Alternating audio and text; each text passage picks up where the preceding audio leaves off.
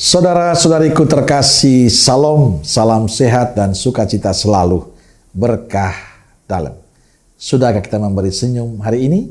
Sabtu 3 Agustus 2024, hari Sabtu Imam. Saya mengajak kita berdoa 1 kali Bapa kami dan 3 kali Salam Maria untuk kami para imam. Mari kita awali permenungan kita dengan tanda kemenangan Kristus. Dalam nama Bapa dan Putra dan Roh Kudus. Amin. Permenungan kita diambil dari Injil Matius bab 14 ayat 1 sampai 12.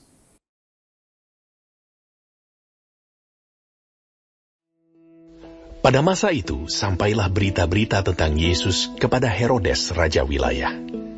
Lalu ia berkata kepada pegawai-pegawainya, "Inilah Yohanes Pembaptis. Ia sudah bangkit dari antara orang mati. Dan itulah sebabnya kuasa-kuasa itu bekerja di dalamnya." Sebab memang Herodes telah menyuruh menangkap Yohanes, membelenggunya dan memenjarakannya, berhubung dengan peristiwa Herodias, istri Filipus saudaranya. Karena Yohanes pernah menegurnya, katanya, "Tidak halal engkau mengambil Herodias." Herodes ingin membunuhnya, tetapi ia takut akan orang banyak yang memandang Yohanes sebagai nabi. Tetapi pada hari ulang tahun Herodes, menarilah anak perempuan Herodias di tengah-tengah mereka dan menyukakan hati Herodes, sehingga Herodes bersumpah akan memberikan kepadanya apa saja yang dimintanya. Maka setelah dihasut oleh ibunya, anak perempuan itu berkata, "Berikanlah aku di sini kepala Yohanes Pembaptis di sebuah talam." Lalu sedihlah hati raja. Tetapi karena sumpahnya dan karena tamu-tamunya, diperintahkannya juga untuk memberikannya. Disuruhnya memenggal kepala Yohanes di penjara. Dan kepala Yohanes itu pun dibawa orang di sebuah talam, lalu diberikan kepada gadis itu, dan ia membawanya kepada ibunya. Kemudian datanglah murid-murid Yohanes Pembaptis mengambil mayatnya dan menguburkannya. Lalu pergilah mereka memberitahukannya kepada Yesus. Saudaraku terkasih, Injil bercerita tentang Yohanes Pembaptis yang dipenggal kepalanya oleh Herodes. Berawal dari kritikan Yohanes pada Herodes yang mengambil Herodias, istri Filipus saudaranya, untuk menjadi istrinya. Atas sikapnya itu Yohanes dipenjara. Lalu pada ulang tahun Herodes, putrinya menari di tengah-tengah mereka dan menyenangkan hati Herodes. Di hadapan banyak undangan, Herodes berjanji akan memberikan hadiah apa saja yang diminta putrinya. Atas janji itu, lalu putrinya meminta saran ibunya. Ibunya meminta kepala Yohanes. Ia menyampaikan kepada Herodes, dia minta kepala Yohanes di atas sebuah talam.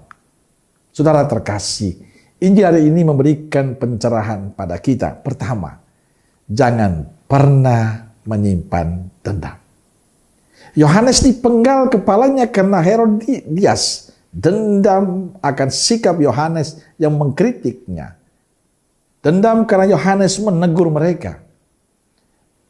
Apa yang dilakukan Yohanes benar, tapi bagi Herodias itu salah.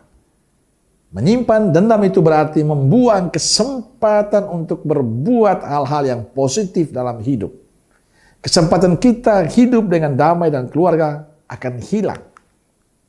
Dan itulah yang dilakukan oleh Herodias. Kedua, berani berkata jujur.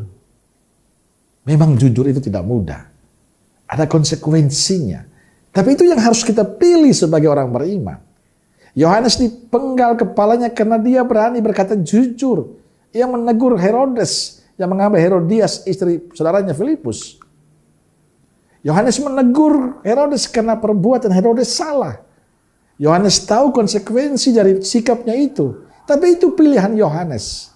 Yang benar harus tetap dikatakan benar, yang salah harus dikatakan salah. Inilah tantangan dalam kehidupan kita.